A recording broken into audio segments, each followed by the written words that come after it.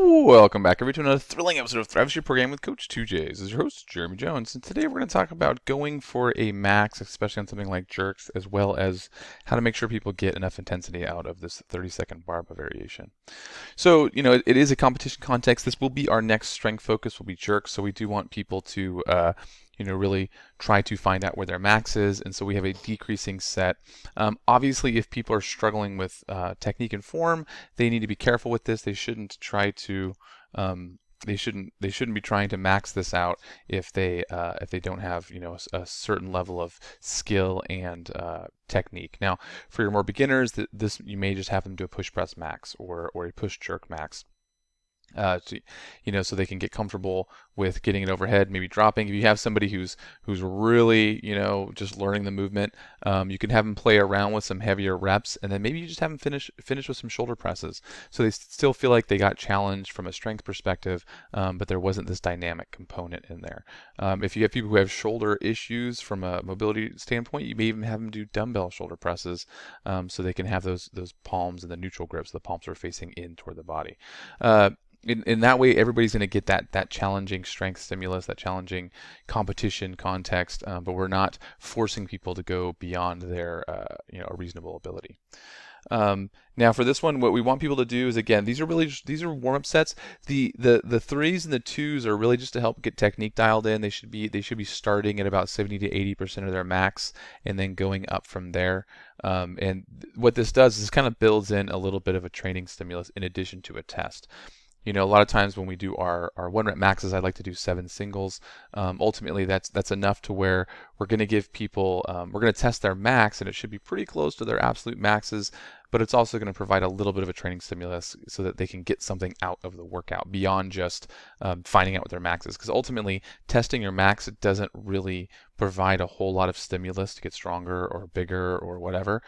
So that's one of the reasons why, if we were doing a 1 rep max, like a true 1 rep max, it would be more like a competition format where you would have excessive amounts of rest between attempts, and you might only go for 3 or 4 total reps. And there's just a high risk when we do those absolute maxes. Not to mention, there's no training effect, so people are not going to end up better after testing that. They're going to know what their max is, which is important in some sports, but it's not really important for what we're trying to do with our folks. So go for a true jerk max just means, like, see where you're at. So if it's okay if people, fail or whatever on this one. Just make sure you teach how to bail out safely right when they're doing this. And on as always on these doubles, I like to have people do 1 and then drop. If these are pretty heavy, especially this last set of 2, have them just drop from overhead. Definitely drop from overhead in the singles, just it's a little bit safer. And then just team lift it back up on the bar or on the rack so they can go for their next rep and not be as fatigued. All right, so we got a pretty aggressive little warm up here. Talked to a couple of you guys, coaches and gym owners, recently. Reach out if you guys have questions. I'd love to talk to your team. If we can get a group meeting going on Zoom or whatever, I'd love to answer your questions. Let you in on some of the stuff that we're up to behind the scenes. So definitely reach out, and don't forget to hit like on these videos too. That also lets me know that you guys are watching them and that you appreciate the stuff I'm saying. But one of the things that came up recently was how to fit it all in the hour, and a lot of people I talk to aren't having a problem getting it all in the hour. So good job for you guys who are doing that. You just have to be really strict on time.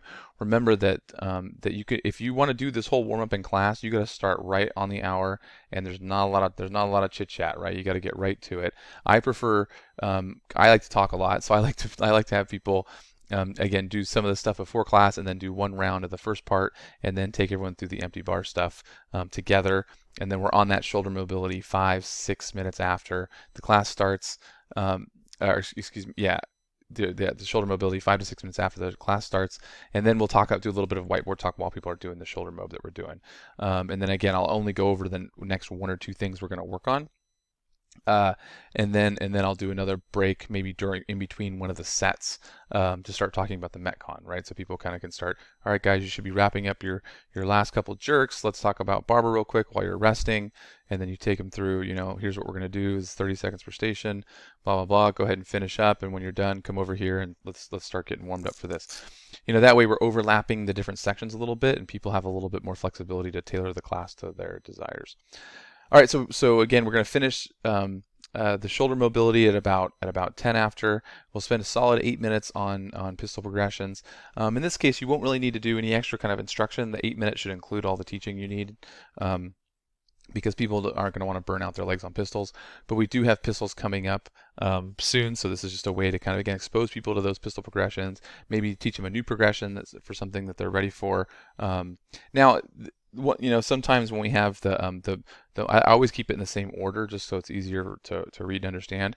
But if you want, you can go from this dynamic warm-up into the pistols and then do the shoulder mobility right before, or shoulder activation right before we do the jerks. And that's totally fine if you guys want to swap those, because obviously the shoulders mobility isn't going to help the pistols, which is usually an ankle mobility issue. So for jerks, it's not. Don't just think about mobility in that overhead position, which is good. Getting a little bit better positioning will help with people, but also think about that activation. So those overhead carries.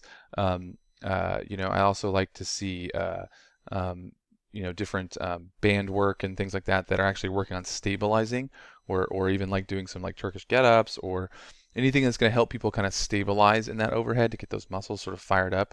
There's also the banded face pulls, which are really good. I just made a video on that. I don't know if I've uploaded it yet, but I'll see if I can get that out before this programming comes out so you guys can see those. Or you can work on mobility in the front rack position, right? So if people have a good front rack where they can have their elbows in the proper position with the bar resting on their deltoids, it's going to really help them be comfortable with a good, powerful dip drive on the jerk. And so you can work on that. If you want to do a little bit more stretching, think about doing it more in the front rack, because that's not going to predispose someone for injury, like if we did a whole bunch of like overhead stretching that could potentially weaken some of the muscles and cause a tweak or something, or just even reduce strength. 30-second bar press. So one of the things about this workout is if people aren't thoroughly warmed up and they don't hit it hard from the first second on, it can kind of feel like a meh type workout, especially for people that have been doing this for a number of years.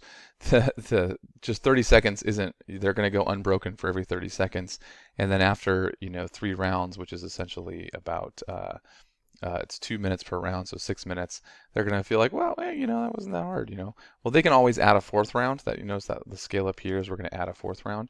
But again, if people do this really fast and minimize those transitions, it should still feel like a metcon, right? It should still really kind of get them going. And it's something to point out too. We are doing a lot more of like pull-ups and push-ups and light squats, because we're preparing, just doing a little bit of groundwork and a little bit of foundational type stuff to help set up success for Murph coming up in a couple months. So that's one of the reasons why we're seeing some more of this stuff show up in the programming. So just make sure you have everyone do a couple reps of each one of these things and they're thoroughly warmed up, and then give them that pep talk and say, this is one of those workouts where I just want you to be, obviously if you're going to have to break it up, pace it, but prepare to go pretty fast from the beginning, because there's not a whole lot of time to kind of get into the groove, right, if you will. That being said, there is the cash out and the hypertrophy. So people who, maybe they did the 4th round, but they still didn't feel like they got enough juice out of the workout, then they can jump into the cash out. Let's do the weekly overview. So you can see here it's week 5 of the strength focus, week 14 of the calendar year. We're testing our jerks here on Monday, and then our back squats for the strength focus are on Tuesday. A couple of longer workouts here. So we got one that's in the 20 to 28 minute range, and then another 28 minute total workout on Wednesday, Thursday to kind of hit that a little bit longer, but not too crazy much volume wise this week. We do have 4 lifts this week because it's the end of the strength focus, and again we kind of up the volume of the lifting and a little bit less metcon. Then we've got our squats here on Friday, and then another 20-minute metcon on Saturday, team workout on Saturday, and then we've got some push presses on Sunday with a new workout with increasing rounds. Now, one thing I'll give you guys a little sneak preview. This is the kind of math that I have to do in this spreadsheet to figure out these numbers. So I'm using a lot of spreadsheet math and adding things up and calculating times. So that's one of the reasons why especially when these workouts come out, a lot of times I'm just I'm just using math and my experience to come up with an estimate and making sure that that we're not overdoing any movements or underdoing any movements. And then after I start getting some of that data in, I go in and update it usually on the second and third times that we do the workouts.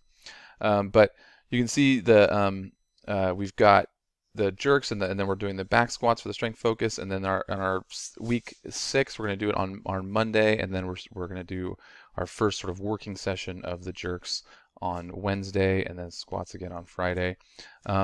We are sort of hammering the shoulders a little bit, kind of before we go into the jerk focus, because we're not going to do as much shoulders in the jerk focus in the metcon. So there's going to be a little bit of shoulder stuff going on here in the next week 5 and week 6 of the strength focus.